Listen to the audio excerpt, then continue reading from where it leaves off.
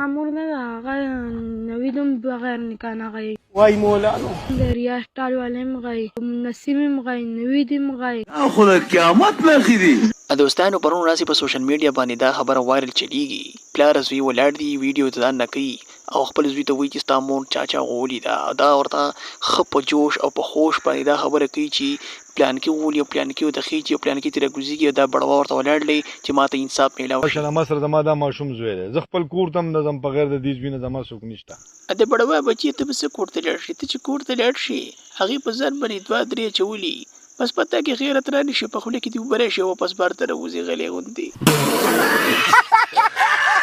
د بړوا بچیه نسیمه نویدو او د ریاض ټال والا چې ستاسو کره درشي ستا ښځو له څه ورکوي او دا کوس ورکوي. یا مرحبا.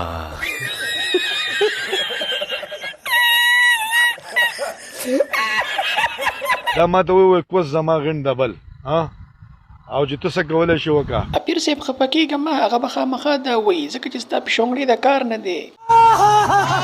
دې له به مونږ ډېر غټ ګورو او ډېر پلنو او ډېر اوږدو.